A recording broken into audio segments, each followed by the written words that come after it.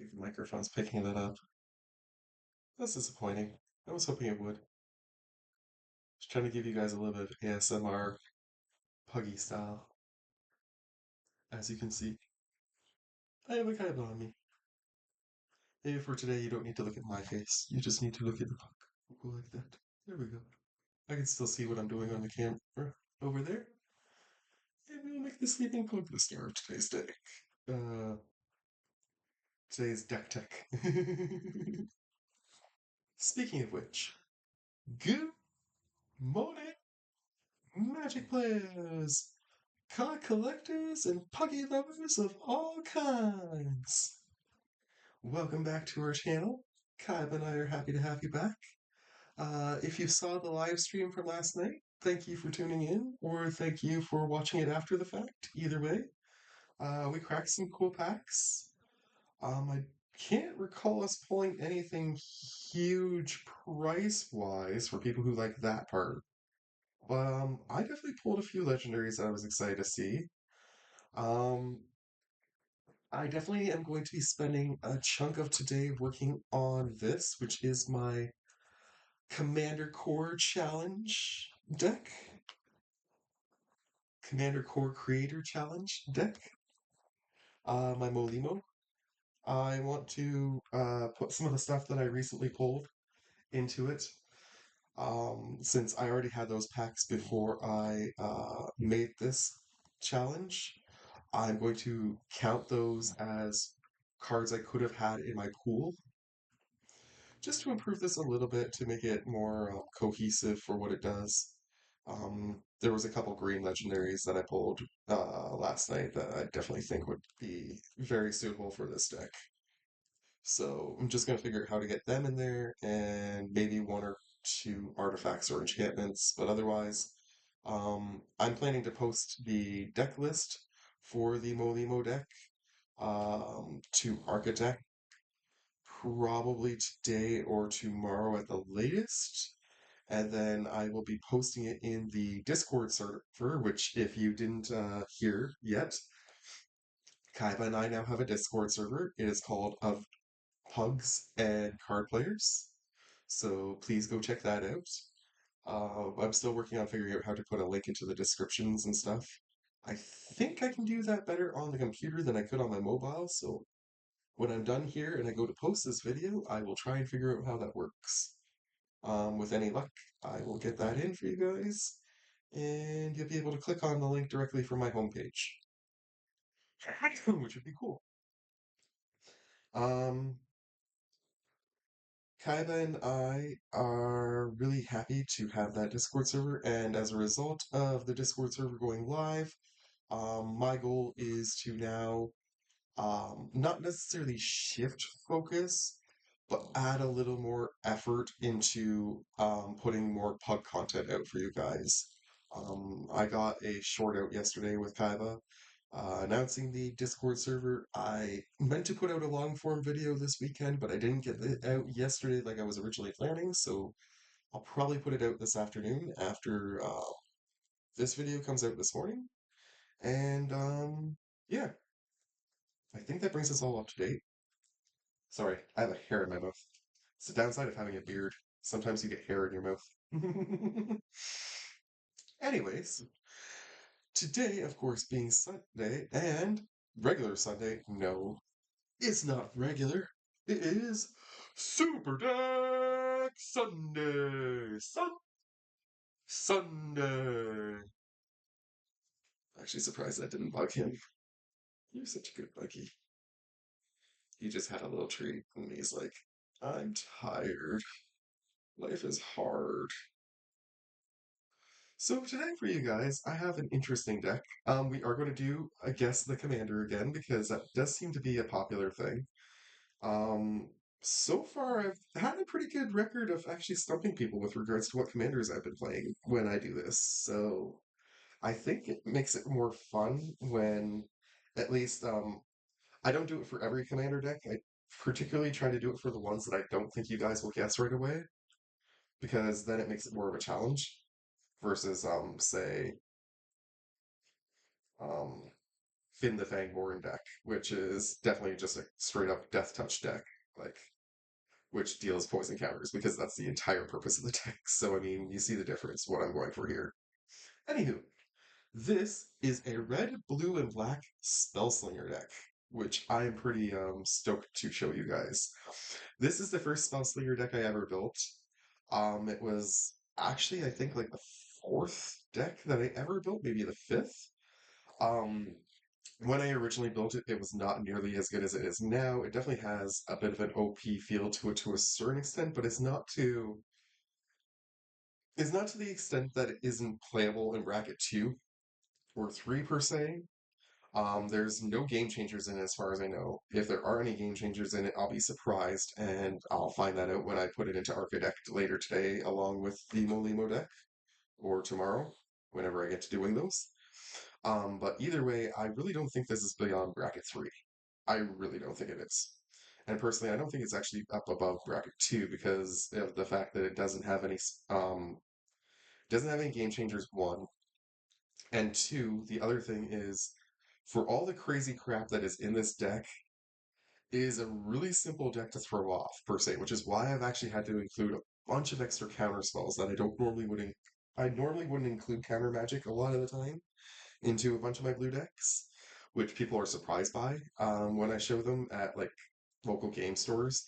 I usually only maybe run like two or three counter spells in a blue deck because I prefer if I'm playing blue, the reason I'm playing blue is typically more not about the counter stuff, but about either artifacts or drawing cards or some of the other stuff that the blue likes to do. But I don't really focus on counter magic a lot. This one has to focus on counter magic because this is the instant and sorcery pile. This is, or no, this is the instance pile, sorry. This is the sorceries pile. And this is the creatures pile. The creatures pile is actually less than these two combined, and it's definitely less than the sorceries. It might actually be almost the same as the instance. There's like maybe two or three more creatures in instance because it's a spell slayer deck. So I need the extra counter magic to protect my creatures essentially. That's why they're there. And to protect the few enchantments and artifacts that I run as well. Speaking of which, I'm going to start with the artifacts and then move on to the enchantments. I just want to make sure these are in the right order. They were not. Now they are. So I have an Arcane Signet to start us off, just because we need some extra mana in this deck frequently. A Soul Ring, a Rune Chanter's Pike. I like this one a lot. Whatever creature I pick, whatever creature ugh, whatever creature I decide to equip will have first strike and get plus X plus O, which is equal to the number of instants and sorceries in my graveyard. And finally, Mind Splice Apparatus, which is insane. It costs 3 and a blue to put into play, but it has flash, so you can put it in at any time. And at the beginning of your upkeep, you put an oil counter on it, and all your instants and sorcery spells cost 1 colorless less for each counter on this thing. Now, that is definitely one of those things that I need to put counter magic in to protect, because keeping that on the board will keep all of this stuff a lot cheaper. And there are a lot of really expensive spells in this deck because I wanted to throw around a bunch of big flashy things for fun.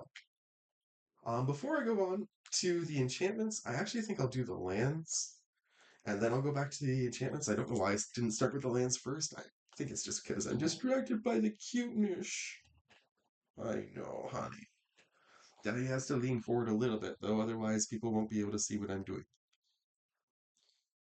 So we have swamps and islands. Bloodfell Caves is nice for the life gain. Definitely helpful in this deck. A Crumbling Necropolis is always a good one for this deck. I don't have anything that searches lands, so I don't really need the swamp uh, island card, for example, to be in here, or mountain island, or anything like that.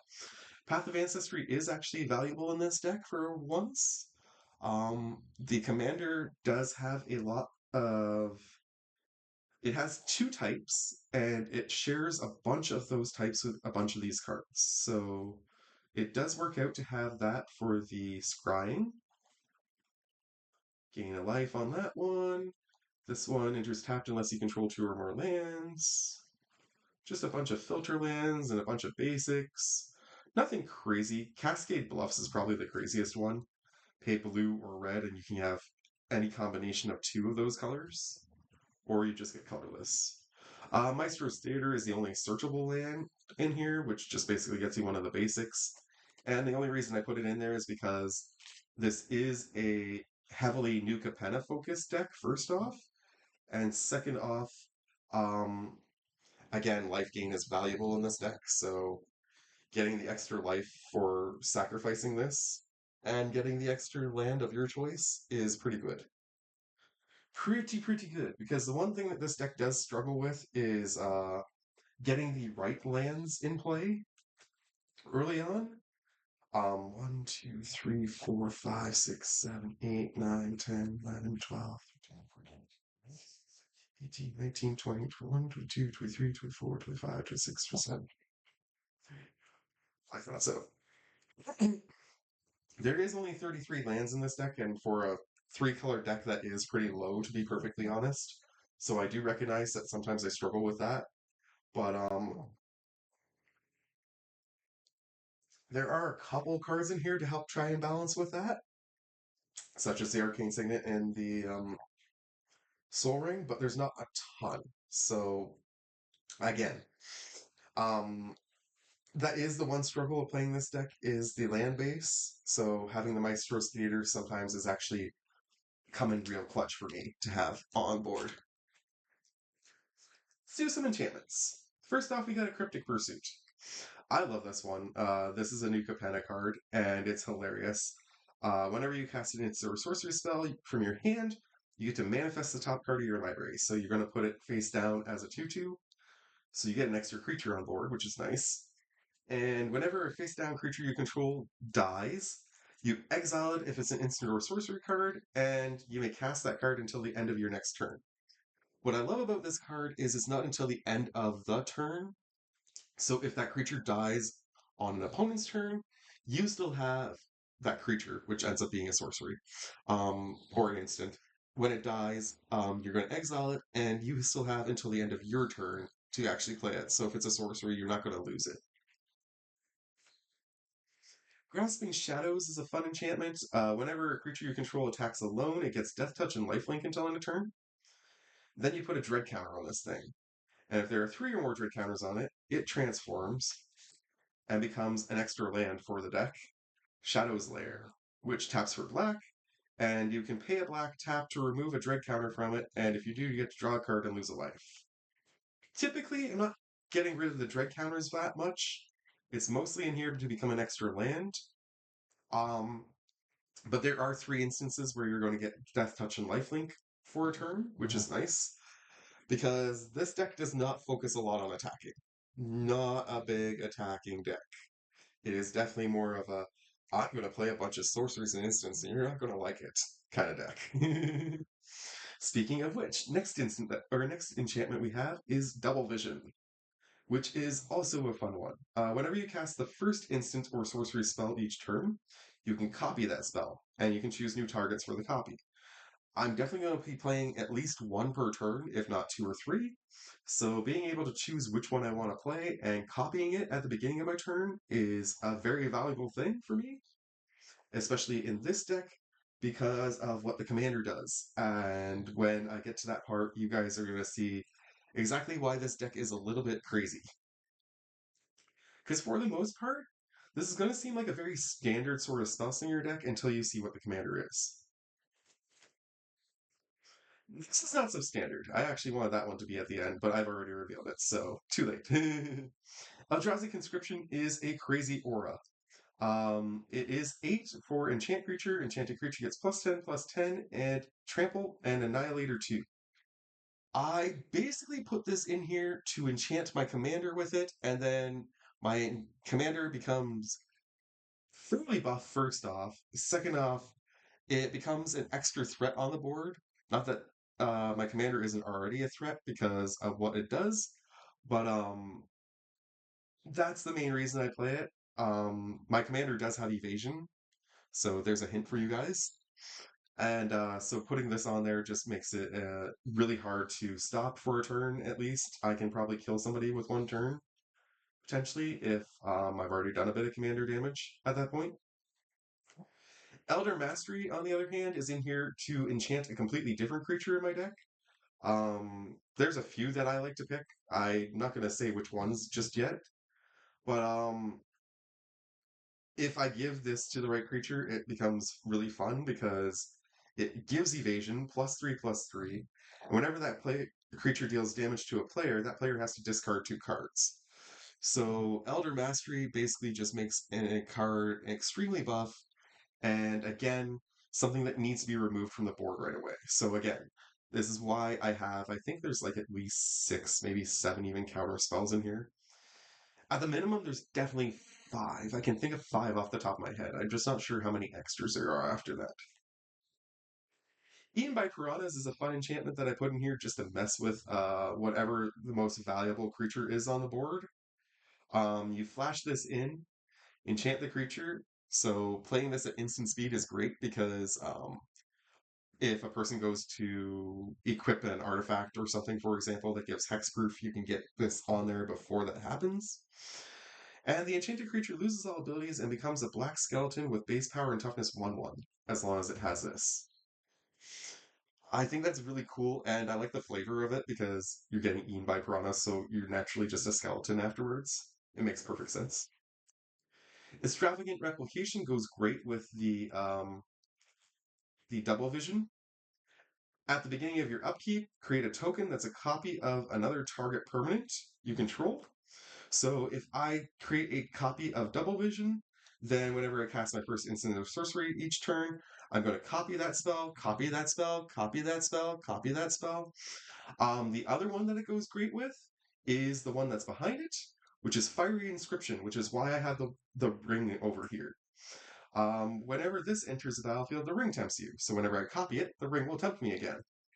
And whenever I cast an instant or sorcery spell, this thing deals 2 damage to each opponent. So that's the main reason this is in here, is because it deals a ton of damage over the course of the game, especially if I copy it and copy it and copy it and copy it. The only downside to this one is it doesn't make non-legendary copies, but the fact that it's going to make me tons of copies of Fiery Inscription or Double Vision or both of them, or it could make me extra copies of the Shadow uh, the Grasping Shadows if it's in play before that happens. It could give me extra copies of Elder Mastery, like all kinds of things. It can give me extra copies of Soul Ring and Arcane Signet if I need it. I get to pick a new permanent every turn, which is why that card is insanely busted. But these two were both in the precon that I originally used as the basis for this deck. So, hint, hint there as well for you guys. Do I want to do instants or sorceries next? Actually, I think I want to do creatures next. Give you guys a better hint of who the commander might be. I have a Nightscape Familiar. It's a 1 and a black. Blue and red spells cost 1 less to cast, which is great because most of my instants have at least blue or black in them. Most of my instants and sorceries, sorry. And you can pay 1 and a black to regenerate this thing, so you can keep it on the board if somebody targets it, or even if they board wipe. Najal, the Storm Runner, two blue and a red. You can cast sorcery spells as though they had flash. And whenever this thing attacks, you can pay 2. If you do, when you cast your next instant or sorcery spell, you have to copy it, which is great. Especially if you do, let's say if you go to combat first, you can actually then copy and copy with the other one. Tor Wuki, the Younger, is insane in this deck. Whenever another source would deal non-combat damage to a permanent or a player, it deals that much damage +1. So if I have the Fiery Inscription out and I'm just pounding off instants and sorceries, this guy's going to just be dealing extra, making it a 3 damage instead of a 2 damage to each player. Plus, whenever I cast an instant or sorcery spell, if he's on the field, he's also going to deal 2 damage himself to any target. So one player could potentially be getting 5 damage. Get it 5 times! 5 times! Damage, which is funny. And yeah, great combo with the uh, double vision and with the ring sight.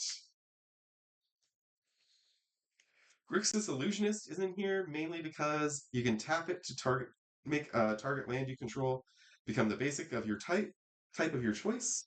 So again, when I get land screwed a bit, this is just a great way to filter. He's another one that I might make copies of with the extravagant reject replication, so that then I can have multiple ways to filter because obviously I'm not going to use a 1/1 very often as a blocker. It's not overly powerful by any means. He's there to literally do what he does. Same with Thermal Alchemist, a 0/3. He does have Defender, but I'm not going to use him to block. He's there to tap and deal 1 damage to each opponent, which combos great with Torwalki, means I'm going to be dealing 2 damage whenever he taps. Whenever I cast an instant or sorcery, I get to untap him. So I tap him, I deal 2 damage, I play an instant or sorcery speed spell. That spell will let me do 2 damage to somebody or something, and then I untap him, then I tap him again, deal 2 damage to everybody, and so on and so forth. Another great filter card, Cormella, Glamour Thief. 1 blue, black, red. She has haste. You can pay 1 of any kind, tap her, get 1 of each color in this deck, but you can only use those for instance or sorcery speed spells, which again, or instance and sorcery spells. I don't know why I keep saying speed, sorry. And when she dies, you get to pick 1 of your instant or sorcery cards from your graveyard and put it back in your hand, which is pretty cool. So if you can get her to come back to the field 2 or 3 times, which she could be my commander, but she's not. So there's 1 elimination for you guys from the deck. But I'm just saying, if she were my commander, she could keep coming back in and keep giving me a new card every time she dies, which is nice. Malik Izzet Paragon. Play with the top card of your library revealed. You can cast instants and sorcery spells from the top of your library, and whenever you cast an instant or sorcery spell from your library, you get to copy it. Which, I mean, again, if you're casting from the top of your deck and the double vision is out, you're going to copy and copy, which is pretty cool if it's your first one. The only downside to this guy is I do hate playing with the top of my deck revealed sometimes because then people know all of the crazy stuff that is in my deck before it actually hits them. And some of these spells in here are really kind of spells you want people to not know about before you play them. Because once you play them that first time, they're going to be looking out for them a second time, and they're going to want to counter them. So if they know about them the first time, they're going to want to counter them right away, and sometimes that's difficult to deal with. Gandalf the Grey is in here because he's awesome. Whenever you cast an instant or sorcery speed spell, you stop saying speed. Whenever you cast an instant or sorcery spell, you get to choose one that you haven't chosen yet. You can either tap or untap a target permanent. Gandalf will deal 3 damage to each opponent, which again, Torwalki will make him deal 4. Um, you can copy an instant or sorcery spell, which copy, all kinds of different copying stuff going on in this deck. And you can put Gandalf on top of his library, which when you put him back on top of your library and then you play him again next turn after that, you get to restart all the stuff again in the chain, which is cool. I love Gandalf for that reason. Um, I've always thought about building a commander deck specifically around him. I might still do it at some point. But I do already have a blue, black, red spell slinger deck, obviously. And I do have a red, blue spell slinger deck that I'm pretty fond of. So chances are it's not going to happen for quite a while at least. We have the other Gandalf in here too, because why not? He has Flash. He gives all my sorcery spells Flash. And whenever the ring tempts me, if I choose a creature other than him, I get to draw a card, which I'm not going to choose him for my ring bearer usually. I'm going to probably choose my commander more often than not for my ring bearer. And just a quick review for those who haven't seen one of these before. When the ring tempts me, you pick a creature and you give it this, and then it gains an ability each time the ring tempts you. And it continues to have all of the abilities throughout. So once it's gained an ability, it doesn't lose that ability, they just stack. So first, the Ring Bearer is legendary and can't be blocked by creatures with greater power. Then it gains the ability to attack. Whenever it attacks, you get to draw a card, discard a card. Then it gains the ability whenever it becomes blocked by a creature, that creature sacrifices its that creature's controller sacrifices it at the end of combat. And finally, whenever your ring bearer deals combat damage to a player, each opponent loses 3 life, which with Torwaki becomes 4. I recently went out and bought like 3 or 4 copies of Torwaki specifically to add to this deck, to my other spell slinger decks that I'm building, my red black one that I built, and also so that I could keep the original copy in my vampire deck. I think I still have 1 extra copy too if I want to build a red black deck at some point with him as a commander. Anyways, good little Gandalf. And good little Pug, you coming back to life on us? You coming to say hi?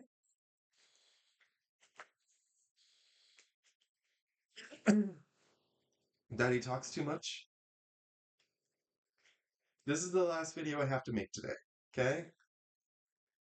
After this, I don't have to make any more videos. I just have to do some editing. And I still gotta do the dishes and cook, of course, before we can go to bed for the early shift on Monday. Daddy will make the jumpstart your day video when I get back from work on Monday.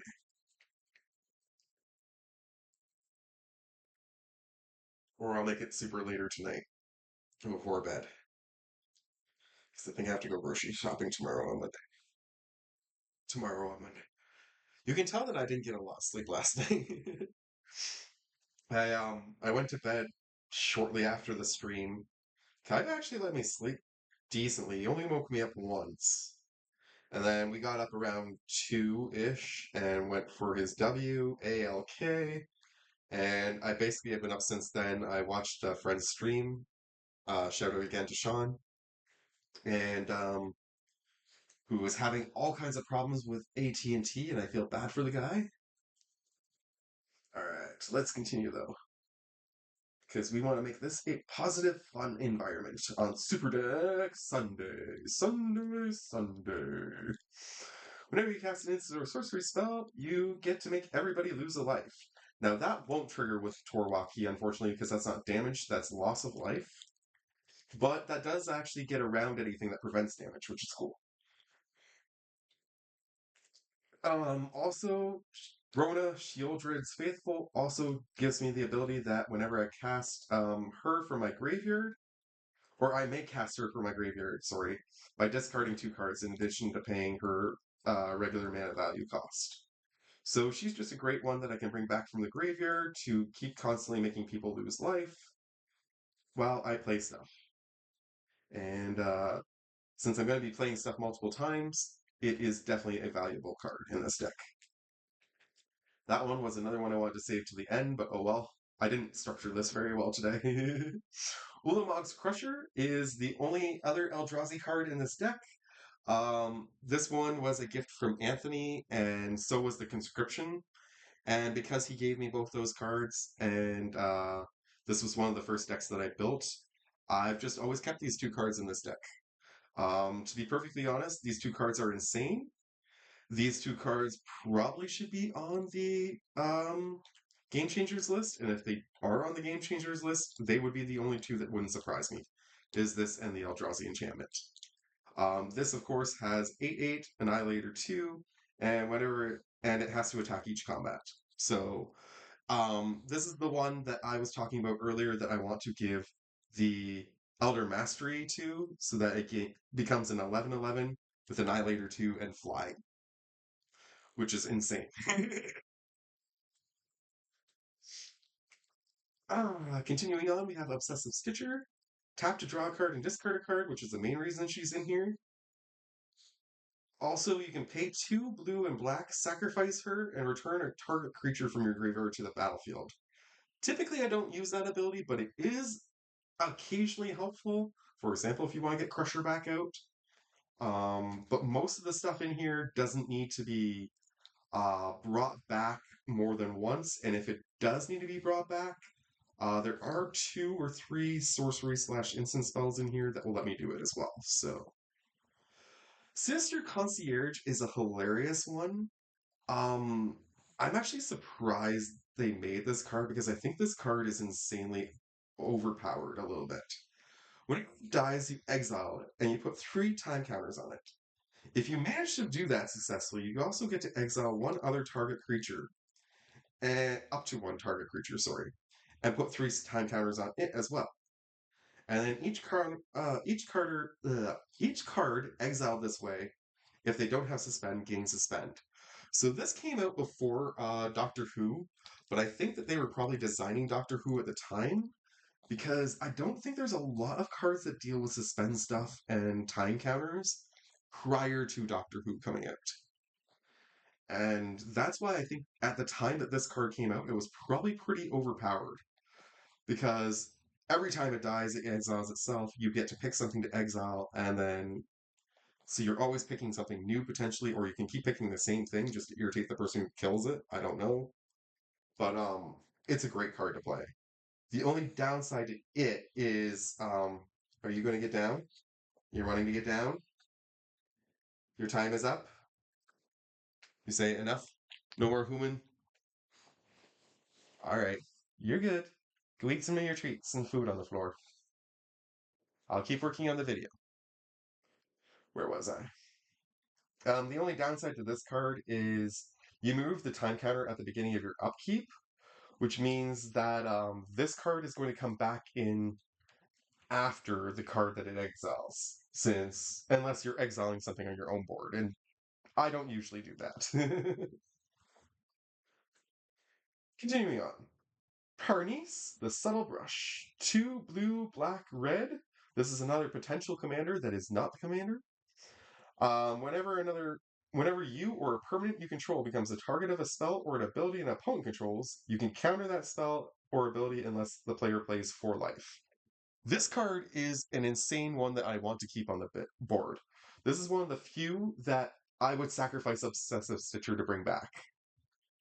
Because as long as this stays in play, it basically acts as a universal counterspell, unless people want to pay 4 life. And whenever I copy a spell, up to 1 target opponent may also copy that spell, which is the downside to playing her, but at the same time, the way the copies would resolve in turn order, I think they would do their copy before I would do my copy. I think, but I'm not sure. If not, then it would go my copy, then their copy, then the original, probably. Either way, I'm still going to get the last one, so if they target me, I can target them back, kind of thing, which is funny. Or they can help me out by targeting the same person that I'm targeting and just do some extra damage to that person with whatever we're doing. And Hello the Painter was the original commander for the Plains or the commander deck that I got from New Capenna. I ultimately decided though was not the best commander choice for the deck. And that's mainly because, although I do like his Death Touch, of course, because Death Touch is my favorite thing in the world. And if I had a second copy of him, he would be in my red, black, blue Death Touch deck, for sure. But I only have 1 copy, and I wanted to keep him in this deck because he goes so well with the rest of the stuff, and it's very New Capenna themed. So, anyways. His other ability is that whenever you cast your first instant or sorcery spell each turn, that spell has casualty 2, which means if you want to sacrifice a creature with power 2 or greater, you get to copy that spell. And again, you can choose new targets for the copy. He can't really sacrifice himself, I don't think, unless you give him a power boost. Yeah, he can target himself. Okay. He can target himself if he had power 2, which he doesn't right now. But still, what he does do really well is if you have where's that original enchantment? The Cryptic Pursuit out, every manifested card that you put on the field can then be sacrificed by him to do a copying of the spell. And then when you sacrifice the creature, assuming it's an instant or sorcery, you will then get to exile it and use it on your next turn, potentially. Or in the same turn if you have enough mana. And yeah, then you can copy it again, etc., etc. So lots of craziness with him. but he is still not good enough to be the commander for this deck. Goblin Electromancer is a blue and red for 2/2 instant and sorcery spells, cost 1 less to cast. Just another great one to go with the Nightscape Familiar to help reduce the spells. Glamour to help with the cost as well. Music Canister has haste, pay red, tap, exile an instant or sorcery from my graveyard, pay 1 in red, tap, sacrifice this guy, and cast any number of cards exiled with him without paying their mana costs. The only thing I'm not sure about is if like when you cast those ones, they would go to the graveyard. But if you didn't cast everything in that pile and you were to recur him, I don't know if you could sacrifice him again and then cast those other ones later. That's the only thing I'm not sure about. If you can, that makes him really cool. Because I can definitely get him back a couple of different ways. But if you can't, that's still a decent effect. It's just not it does conflict somewhat with my commander a bit, but sometimes it's better to put stuff away for later than it is to play it right away. And finally, a likeness looter. Likeness looter. Blue and black for a 1/1 flying, tap, draw a card, and discard a card, like the Obsessive Stitcher, but also it has pay X, and this thing becomes a copy of target creature in your graveyard with mana value X, except it has flying, and this ability.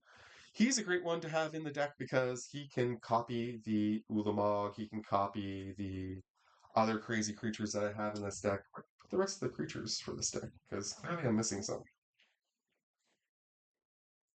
Hmm, did I put them face down?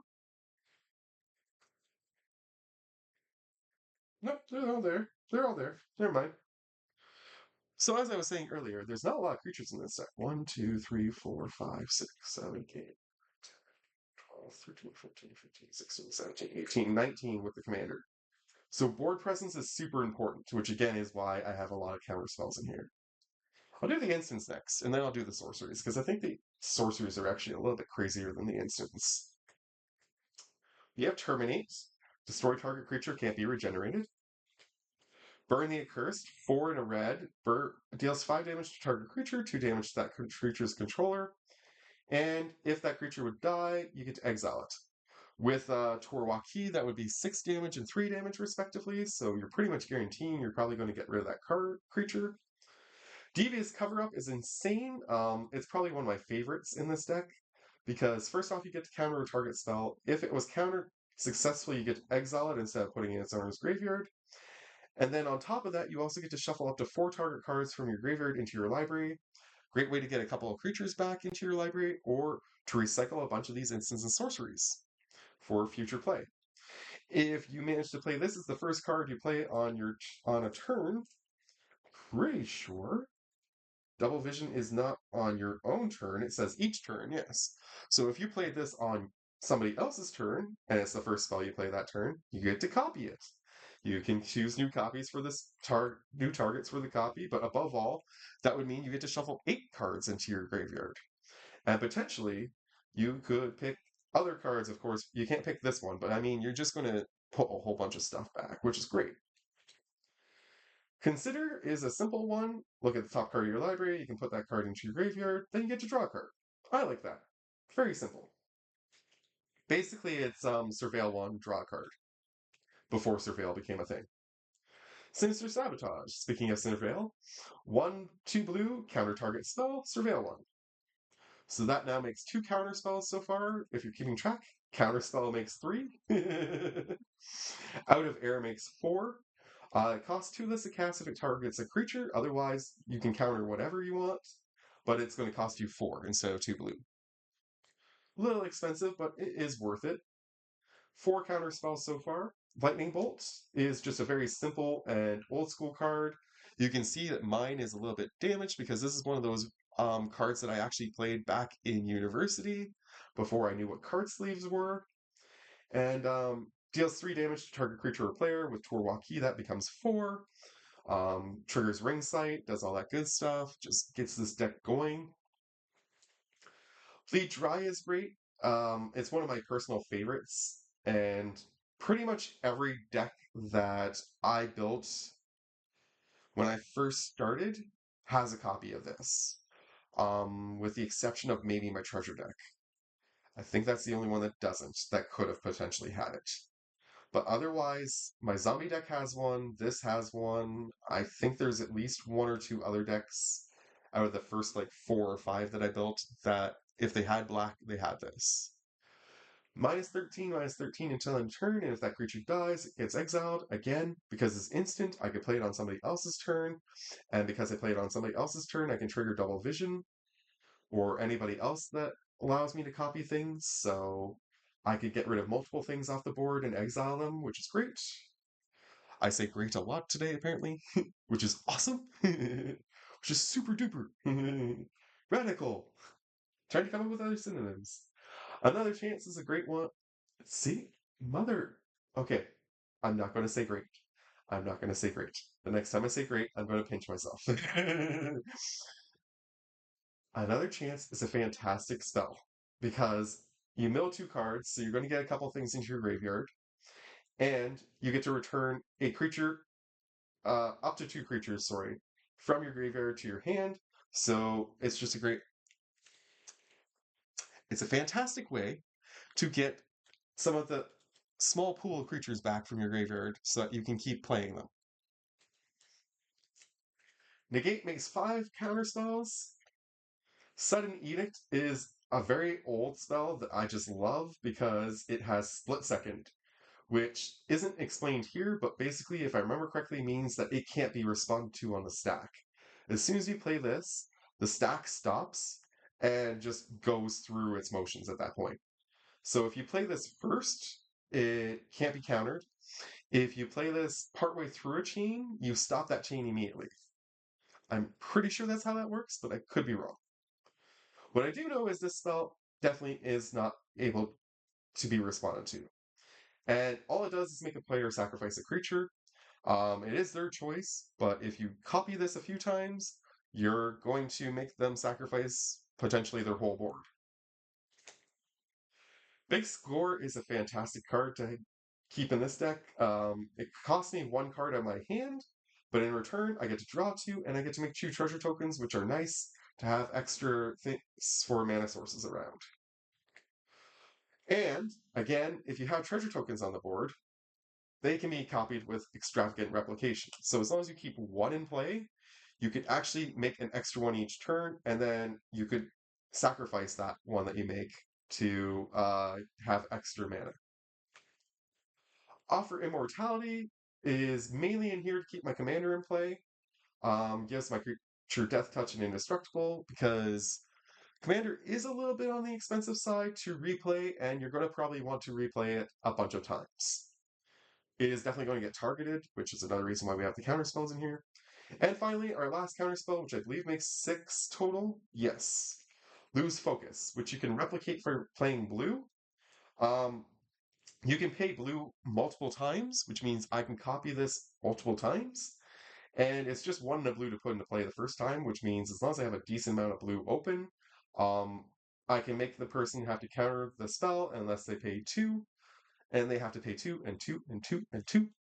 So it's pretty cool in that regard. Those are the instants. Time for the sorceries, and then we'll see if you guys have guessed the commander yet. By the way, the commander is specifically in here to do one thing that makes this deck busted. And if you can guess why the commander is in here, you can probably guess who it is fairly easily. Because there's one thing that would definitely make this deck busted, and I'm not going to say what it is, but I'm pretty sure you can guess. Starting off sorceries with Brass's Bounty. Again, we get a whole ton of treasure tokens. For each land you control, create a treasure token. Extravagant Replication, we're going to have a bunch more if we want to copy. But the big thing is if we play this first, double vision means we're going to get double the treasure tokens. So if we have 5 lands, we're going to have 10 treasures. Pretty great. Dang, nabbit. Since this costs 7, though, chances are you're going to have at least 5 lands, probably more. Covenant of Minds, 4 and a blue. I get to reveal 3 cards from the top of my library. Basically, this is like an intimidation tactic. Are you going to give me the 3 cards that I show you, or are you going to give me the 5 cards that I'm not going to show you? When you see the 3 cards and you see how scary they might be, chances are you're going to give me the 5, and that's going to be more fun for me. Mizium Mortars. This is one that Anthony gave me as well. I cherish this card dearly. Deals 4 damage to target creature I don't control, but I can pay, instead of paying 1 in a red, I can pay 3 and 3 red, and overload it to deal 4 damage across the board. Knight's Whisper, 1 and a black. Draw 2 cards, lose 2 life. Pretty simple. Just a simple way to restore my hand. This one is one of those ones that I've included in here just to really screw with people. Tasha's Hideous Laughter. 1 and 2 blue. Each opponent exiles cards from the top of the library until that player has exiled cards with a total mana value of 20 or more. Again, playing this first and copying it means they're going to exile cards until they have mana value 40 or more. If I have enough things that can copy, I can get this up to possibly milling out their entire deck. And it's not even milling because they're not going to the graveyard, they're just losing these things forever. Hostile Takeover, I ultimately decided I preferred this artwork. I was going on about how much I liked the other artwork better before that I pulled recently in the new Capenna stuff that I opened. But I gave it more thought, and I really like the demon on this. I think it's probably the selling point for me on this card. I don't care so much about the special treatment of the border. It's just the demon is kind of cool. Anyways, to one target creature ends up with a base power toughness 1/1 until end of turn. Another creature, potentially, gets 4/4 until end of turn. And then this thing deals 3 damage to everything on the board. Which, with Torwaki being out, would be 4 damage to everything on the board. Um, I just I like just being crazy with this deck, and that's what this deck is designed to do. Maestro's Confluence, 3 blue, black, red. Choose 3, and you can choose the same one more than once, which is awesome. You can return a target monocolored instant or sorcery card from your graveyard to your hand. There's plenty of those in here, although there are a lot of double ones. The top 5 here, for example, were all monocolored and would be fantastic ones to add back into your hand. Also, target creature gets -3/-3 until end of turn. That one I don't typically use. I also don't typically use the third one, but it is in here just as an emergency in case of break glass kind of situation where I can goad each creature target player controls. If worse comes to worse, and I really just am in one of those moods, I can basically target everybody's board, goad them all, and then for 1 turn I can't be hit. Um, because this deck is a deck that is going to get me targeted a lot, I expect people to want to swing at me and do stuff. And this is kind of like you want to really do that to me? I'm going to retaliate with some pretty nasty stuff. Again, if I copy this, I could go each player. No, you can't do that multiple times in 1 turn because it only would work for 1 turn. So that unfortunately doesn't stack. But I could do the entire board, and then on top of that, I could also return 3 other things to my hand, which is pretty good. For example, Soul Transfer. Choose 1 target artifact. If you control an artifact and an enchantment at the same time that you cast this, though, you can choose both. Chances are slim that I'm going to have 2 of these out in the early game, but in the later game when I want to play this, I definitely will probably have both. I can exile a target creature or planeswalker, which gets rid of a troublesome planeswalker on somebody's board. And I can return a target creature or planeswalker from my graveyard to my hand. As far as I can recall, I don't have any planeswalkers in this deck. I used to have one. It was Nico Bolas, legendary planeswalker guy, but I moved that over to my Death Touch deck because I thought it was better in that deck than this one, and I do not regret that choice at all. Because trying to get that card off was pretty hard with the mana cost and the trouble with mana stuff in this deck. Stolen Identity. Create a token that's a copy of target artifact or creature. Um, and then it has Cipher, which means I can exile this spell and encode it onto a creature I control. And whenever that creature deals combat damage to a player, I can copy the encoded card without paying its mana cost. If I copy this as I play it and then do the cipher, I can fill up my board with stuff that lets me copy the instant or sorcery speed. That lets me create tokens. Sorry. So then I'm just creating tons of extra creatures. Even though a bunch of my creatures are legendary, don't get me wrong. At least half of them are. The other ones that aren't legendaries are definitely things that would be fun to copy. Do do do. River's Rebuke is actually one of my favorite spells, and is what I personally prefer over oh, I can't believe I've forgotten the name of that spell right now off the top of my head.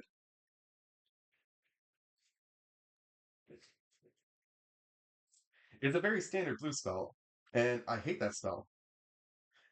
And I'm trying to remember what it is. Cyclone Rift. I absolutely despise Cyclone Rift because it feels unfair to me that you wipe out everybody's stuff on the board except your own. River's Rebuke, on the other hand, feels very fair to me. You get to pick one player, and that player has all their stuff removed and returned to their hand except for their lands.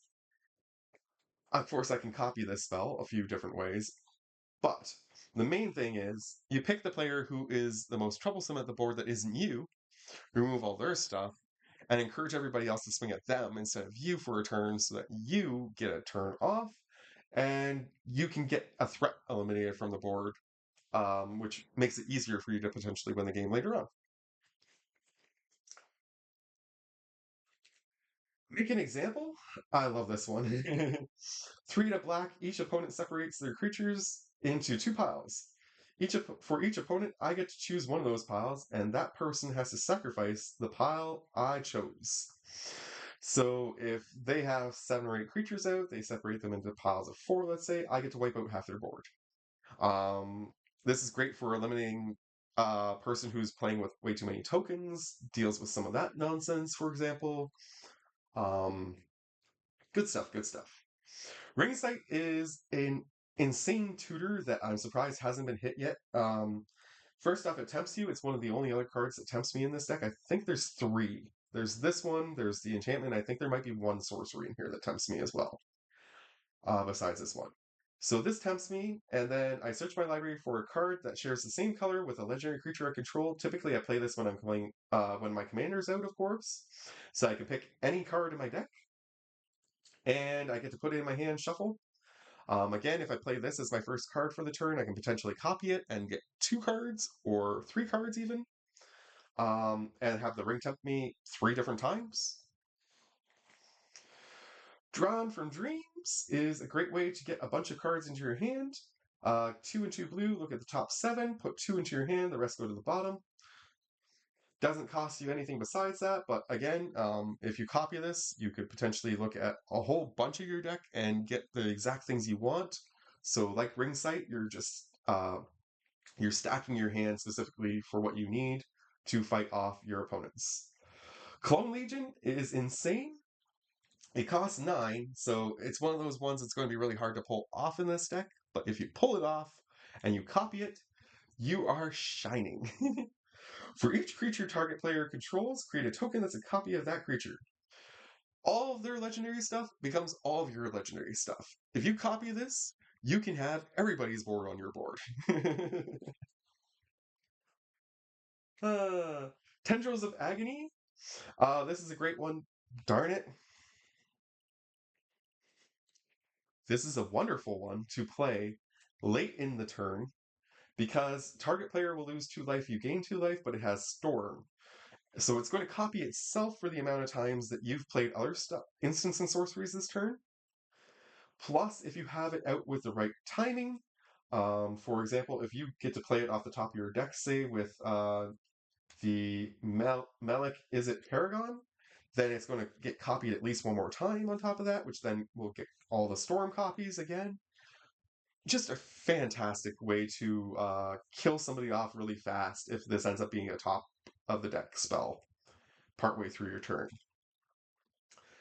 Of course, I had to include a Blasphemous Act because why not? 8 and a red, but it costs 1 less to cast for each creature on the battlefield. Deals 13 damage to each creature. Pretty much will wipe out the entire board. That is another reason to have that 1 instant in here that goes indestructible just to keep my commander safe. Or there's things to bring stuff back, like I say, whatever. But fun spell to play. Plus, this is one of those. This is I pulled this from the collector booster sample pack from my um Fallout precon that I bought. The only Fallout precon that I bought. So I'm pretty happy with this one actually. I did want to get the Mothman deck, but I just couldn't afford it at the time, and I'm probably not going to grab it now because it's getting up to like $120 Canadian, and that's a lot of money for a deck. And again, I'm saving up for Avatar. From what I hear, there might not be commander decks for Avatar, and if there are not, I'm going to riot on my channel though, because that will be just the absolute worst thing. If they end up making Avatar like they treating Avatar, sorry, like they did Assassin's Creed, that might actually turn me off Magic, to be perfectly honest. If they do my favorite IP that dirty, one of my favorite IPs that dirty, I'm going to be really frustrated. Anyways, Act of Treason, gain control of target creature until end of turn, untap it, it gains haste. Again, if I copy this a couple times, I'm going to get 2 or 3 creatures and swing somebody for massive damage. This is my ultimate spell in this deck, ultimately called Cruel Ultimatum, ironically. Um, I love this spell. I had a copy of this back in the day when I was playing at home, or in university, sorry. But then Anthony also gave me a copy. I'm pretty sure this is Anthony's copy, and I have my copy in my Death Touch deck. Target opponent sacrifices a creature, discards 3 cards, and loses 5 life. I get to pick a creature from my graveyard and put it back in my hand, draw 3 cards, and gain 5 life. Insane that you get to actually do both. You would think because it's called Cruel Ultimatum, you would have to pick one or the other. But the fact that I get to do both, and again, if I can copy this, just doing so much stuff. Gravedigg is Gravedigg is a cool way to get a creature back from my graveyard and also get a token onto the battlefield so that I have extra bolt presence. Vandal Blast to deal with pesky artifact players. Um, Again, destroys an artifact I don't control or overload it and just wipe out the board of artifacts. I'll get to keep my Arcane Signet, my Soul Ring, and a couple other things, plus all the treasures that I'm trying to make, so I'm not too worried about myself, but... And finally, Blightning is an old school card that I love. Deal 3 damage and make a player discard 2 cards for 3? Heck yes, why not? So, as you can see, this deck is loaded with a lot of older cards and a lot of new cards mixed together. It's got a decent amount of new Capenna stuff in there because it kept a lot of the core of the original precon that I broke down for it. But it also has just a crazy amount of spice, and as I say, I'm definitely the target of the board. However, all of this aside, on its own, being the 99 and whatever, isn't what makes this deck crazy. What makes this deck crazy, as I said a few times throughout the video, is the commander. And I'm about to reveal the commander. But I'm curious, did you have any clue who it was? If you know the precon that this deck is based off of, you probably had a fairly good shot of guessing it, because this was in the precon. And I've shown you pretty much every other legendary in the precon that could have been commander. So I've pretty much eliminated all the choices. But if you've never seen this commander deck before, you might be surprised to see how insane this commander is. 1, 2, 3. We have... Yes! Dissident Mage. She is a human wizard. 1 blue, black, red. Flying 3/4. So first off, her cost isn't actually as bad as I thought it was. For some reason, I always remember it as being 2 and all those colors, but it's actually just 1, so it's not bad. Second off, flying 3/4, she has a bigger butt than a power, which I always prefer on my cards. And she has evasion. But the main reason she's in here, and the main reason she's the commander, and the main reason she busts the hell out of this deck is, during each of my turns, I can cast an instant or sorcery spell from my graveyard. If I cast a spell this way, instead of putting it into my graveyard, I exile it.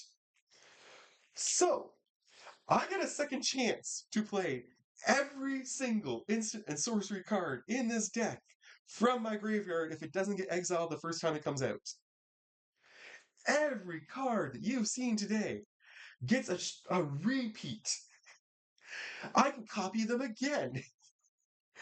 I can do crazy nonsense with this deck. As long as I can keep Kess on the board, and as long as I um have like a few different enchantments and stuff on the board. This deck is, as I say, it's clearly designed to be more bracket 3 than bracket 2 probably at this point. But it probably will still come up as bracket 2 on Archidect, which is insane.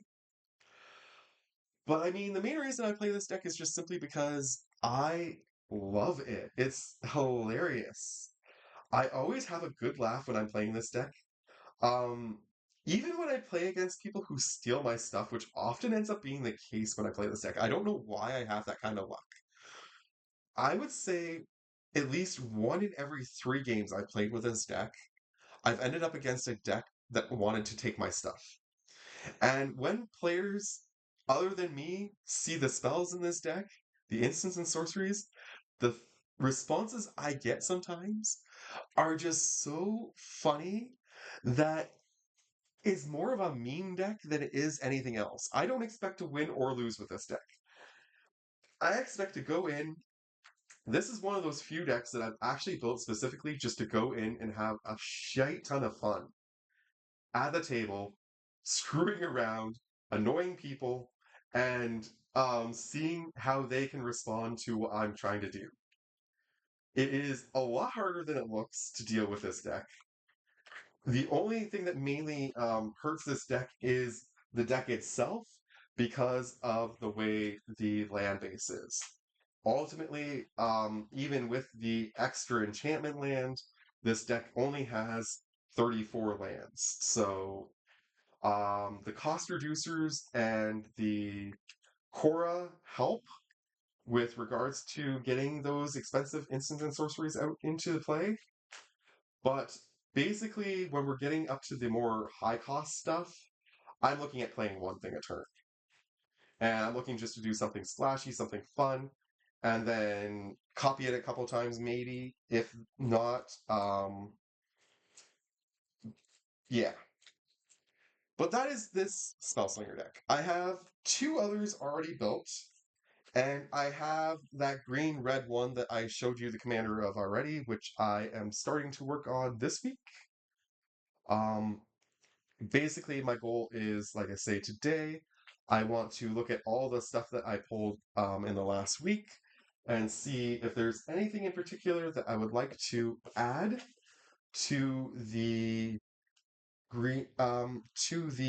mono green deck sitting beside me here, the Malimo deck. And once I've touched up this one final time, I'm going to call it quits on this one. I'm going to put this one and this one into Architect. And then my focus for the rest of the week will be on 2 things. Well, 3 things. 1, making you guys some fun content. 2, I really would like to get a game of Commander in. I haven't played a game of Commander for over a month now. And I didn't get any in over the holidays. Or no, maybe I got 1 in over my holidays. Maybe 2. But it's been a while since I played. I definitely didn't play since before I went to see Kai, or since I've been back from seeing Kai. So it's been at least a week since I played any commander. I would love to get a game in, and I would love to build that red green goblin slash sapperling deck. That is going to be a spell slinger deck focus. So those are my missions for the week, and of course, tune in for all the good stuff. We've got Dollarama on Tuesday. We've got New Set versus Old Set Thursday. Try to get you guys a Puggy video on Wednesday. Um, Probably putting out Puggy video today. I have a response video coming out tomorrow, plus, of course, all our daily our kick jumpstart your days. So, anyways, I will cap it off there with a view of the beautiful baby who has given up on us for the day. I hope you guys have enjoyed this deck tech on Super Deck Sunday, Sunday, Sunday. Um, it's definitely a fun one to build, definitely a fun one to play. I would love to see you guys' interpretations of what you would do with Kess. But in the meantime, in between time, much love to you all from Kaiba and I to you. Take care. Have a great rest of your Sunday. See you throughout the week.